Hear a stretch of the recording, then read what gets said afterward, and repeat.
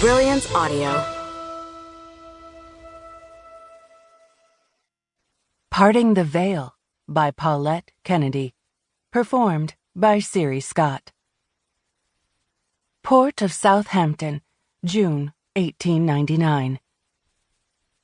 England was freedom. For Eliza, there was a certain kind of irony in that. A sharp blast of steam announced the SS Evangelina's arrival, coal smoke billowing from its twin stacks.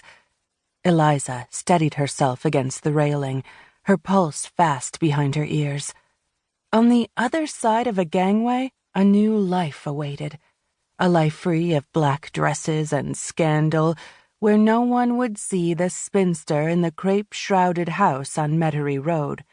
Here, they'd only see a woman poised between 20 and 30, with coppery blonde hair and blue eyes, set in a fox-like face. Best of all, there wouldn't be a whisper of shame to endure, not a raised eyebrow or single narrowed glance across a ballroom. At least that's what she hoped. The ship found its berth, coming up so snugly abreast a sleek ocean liner that Eliza could have tossed a ball over its railing.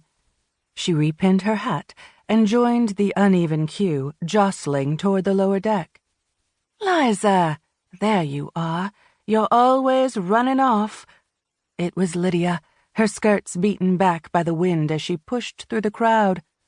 "Goodness, this weather is a bit cool for summer, isn't it? I hope we've brought the right sort of clothes." Eliza looked up at the heavy, lowering clouds. It was beastly cold, colder than she'd ever thought summer could be, but she would grow used to it. A life written by her own hand was worth 1,000 cold summer days. "Allons-y, chère. Getting off this boat and away from the water will warm us." Eliza grasped Lydia's sleeve and led her through the jumble of passengers onto a wharf bristling with cranes as high as church steeples.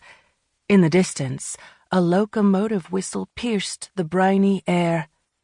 "Where do we find the trains?" Lydia asked. "I'm not sure." Eliza stood on tiptoe to see over the throng of people.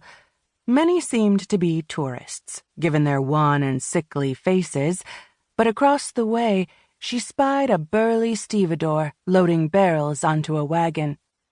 "He looks like a local fellow. Perhaps he can help. I'll puzzle out the trains if you go to customs to fetch our trunks." "All right," Lydia said, "but don't go running off again, and don't be too friendly with strange men. It makes you seem louche." Eliza shooed Lydia on her way and went toward the stevedore, using her parasol to steady her wobbly steps. He offered a gap-toothed grin and doffed his cap. "Good day, love." "I'm so sorry to interrupt your work, but you wouldn't happen to know where I'd find the train for Chelton Bridge, would you?" "Chelton Bridge, eh? Isn't much there. Most Americans are on their way to London." He scratched beneath his close-cropped hair and replaced his cap. "There's no direct line, miss. The 4 o'clock from Winchester is the next train, and you'll need to ride to West Moors to make the connection." She blew a puff of air through her lips. Complicated railway schedules made her head hurt. "That business sounds a bit confusing for a newcomer. Perhaps we'd better hire a carriage." "Right, then. You'll see hansoms at the end of the pier.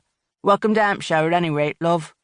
Eliza thanked him, then strode toward the carnivalesque pavilion, where a gold-and-white carousel spun with a raucous tune. She purchased a tin of cigarettes from a roving vendor and perched on a nearby crate to wait for Lydia.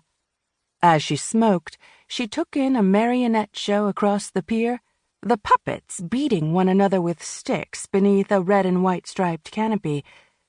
After a few minutes of the queer puppet beating, Lydia came along with a porter in tow, their freshly stamped trunks on a hand truck. Just as the stevedore had said, the edge of the boardwalk was lined with hansom cabs hitched to sturdy ponies. A bow-legged driver climbed down from a rickety trap and limped toward them. "Where to, then?" he asked.